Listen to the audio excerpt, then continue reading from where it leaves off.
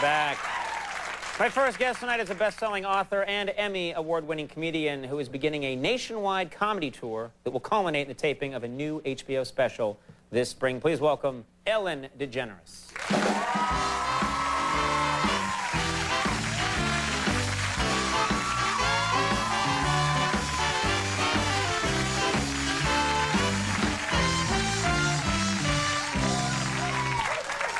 So nice to have you here. You're hilarious. You make me laugh so hard. And your audience is so diverse. The Macabres, is that what they're called? Yes, yes. We have, everyone in the audience is from a different part of Ireland. Yeah, a different section. I didn't realize that, but they're lovely people. Oh, well, that's nice of you to say. Wow, you're buttering them up before we even get started. No, I actually mean it. They're a lovely crowd. They're sweet, and I want to, well, speaking of sweet, you just had your birthday, not what, 2 days ago, right? The 26th, yes. Yeah, so that's Super Bowl Sunday. Your birthday was on Super Bowl Sunday. Did you celebrate your birthday or watch the Super Bowl?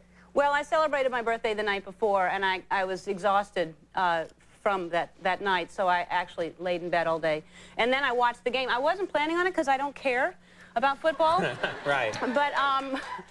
But I do get excited. I watch anyway just because it's so exciting when anyone catches a ball and runs with it, you know?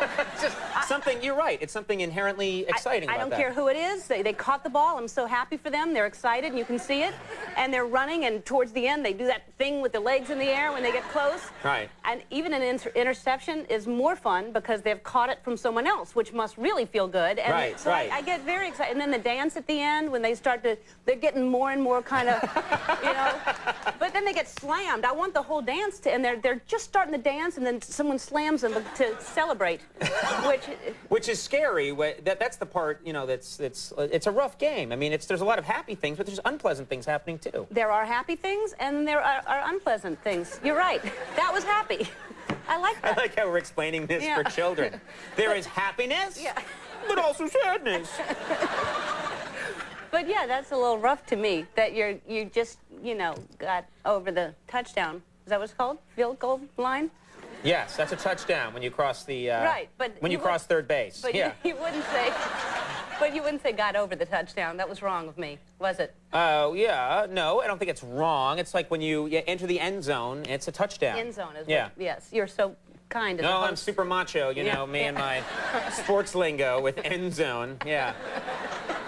Yeah. Well, anyway, my point is I don't know and I don't care, but I'm happy for them. That's nice. Yeah. You're feeding off their joy, which is very sweet. Yeah, it's happy for them. I read, and I don't know if it's true, because they write a lot of things about celebrities that aren't true, but I read that you visited Siegfried and Roy's house. And I don't know anybody who's been to Siegfried and Roy's house, and that's a goal of mine someday. It was my goal, too. I didn't get to go. Oh, you didn't go? No, I wanted to go. I was going when I was hosting Divas in Las Vegas, and that was one of the things I asked if I could go to their house, and because, you know... Like in lieu of payment? I just want to see Siegfried and Roy's house? Well, you know, one of the perks of being a celebrity is that you get to ask for things like that. Like, you can't just call up and say, can I go to Siegfried and Roy's house unless you're a celebrity. And so I thought I'd take advantage of that celebrity and go to Siegfried and Roy's house. And they said yes, but at the last minute, one of them was sick, Siegfried or Roy or somebody. And I bet you nobody cares about what happens to either. It's just like, you know, one of them just fell down a mine. I don't know which one, but Siegfried or Roy. Yeah. Well, I'm not even sure that they're both still the real Siegfried and Roys. I think they keep switching them on us like the Lassies. You know, Lassie, there were 13 dogs. So when they get sick and old, they just get new Siegfried and Roys? I think so, because who really knows who... I hung out with one of them all day long. Not all day. That's, again, I don't know what's happening to me. But for like 2 hours, they... It might just seem like all day. Yes. But it was one of them, and I don't know which one it was. And I was with him for 2 hours, and I don't know which one. You never thought to ask, by the way, which one are you, Siegfried or Roy? He probably at some point told me his name, and I didn't. And the prodigy was with them too. The protege. The protege? Yes, they have the protege with them. Tell us about the protege. Yeah, I don't know. I don't know about him, but it was that. Well, what did the protege look like? He looked a lot like Max. That look that was going on a little while ago. Oh, really? Yeah, that's so the protege is well, yeah, he's helping them out. He's like. I don't know. All I heard all day long is this is our protege. Again, not all day. It was about 2 hours. But Now I feel like you're talking to the police. Which is it, DeGeneres? 2 hours of the whole day, and who is this protege? What did you see? We're gonna give you some dolls, and we want you to recreate what happened. I don't know. But anyway, it was sad because I didn't get to go to their house, and I didn't get to go. Someday you will go and you will take me. I would love to go, and I will take you, because can you imagine how great that would be to go to their house? I just can't believe it. I can't believe, I've heard that it's a wonderland and that there are tigers, like, doing menial chores throughout the house. Like cooking and operating a blender and... I didn't know that. Yeah, I've heard all these crazy things about Siegfried and Roy's house, and I've thought, I must get there. Yeah, and there's like I have the book. Do you have the book? What book? They have a book of There's their a house. book? Yes. I'd pay anything for that book. Somebody gave it to me. It's a coffee table book. It's a huge book, and it's pictures of them at their home. And there's, in their, one of them's bedroom, I'm sure it's not theirs, but there's a... Why? What's in it? There's a mural of one of them painted, a huge, this size, like behind the bed, like kind of with wind-blown hair, kind of staring. It's in the book. They're proud of it, so I don't think I'm making fun of them. I know. I have that same portrait in my bedroom of me.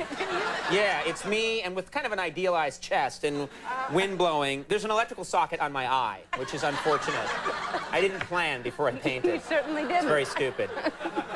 Now, I want to talk to you about your talk show. You have a talk show coming up.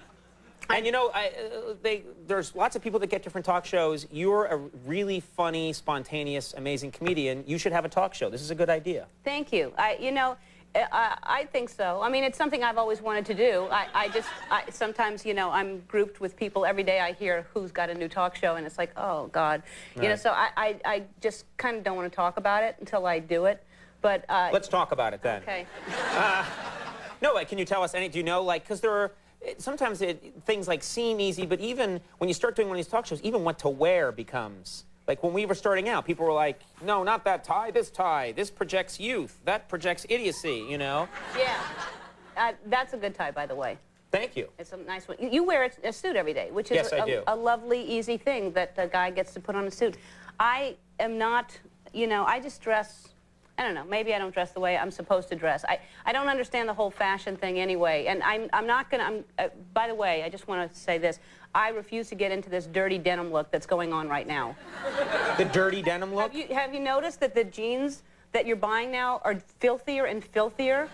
And you actually have to, yes, you have to pay for it. More. It's like, what are we trying to go, I'm sorry, I'm late, was just at my second job as barrel racer. You know, like, what is that about? That you want to look as dirty as possible. Right, so right. I'm not falling for that, or the low jeans that your crack sticks out when you sit down. I'm going that way in about a month. Really? Yeah. I'm gonna go very low.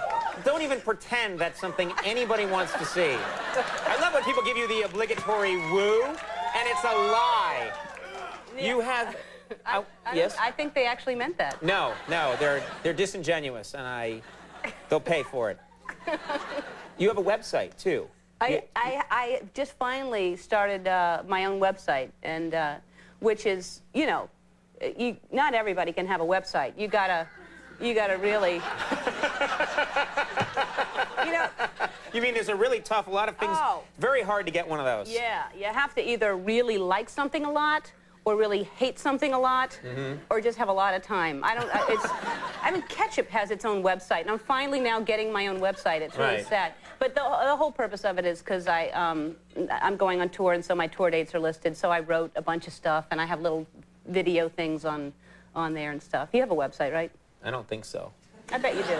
I bet I do. There might be an NBC website where it's like, catch Jay and Conan and Carson. They're really cool. Is that the announcer's voice on the website? That was my father for some reason. I don't know why. It sometimes just comes into my head. Well, people should know about this. Check EllenDeGeneres.com. I don't know how you thought of that name. For info. I had to buy it back. Someone had it. Is that true? I had to buy my name. People go around, that's true. People go around and they buy celebrities' names so that then you have to go and buy them back. Yes. I just think it's so weird that someone bought everybody's name. Like, it's just, you know, I mean, I don't know if it was one guy, but it's like... It was David Hasselhoff. Yeah. He's buying everybody's name. It's another celebrity. Anyway, EllenDeGeneres.com for information about the upcoming stand-up comedy tour, and I'm looking forward to your talk show. I think you were made to do a talk show. Ellen DeGeneres, everybody. Thank you very much for being here. MC Hammer coming up. We'll take a break. We'll be right back.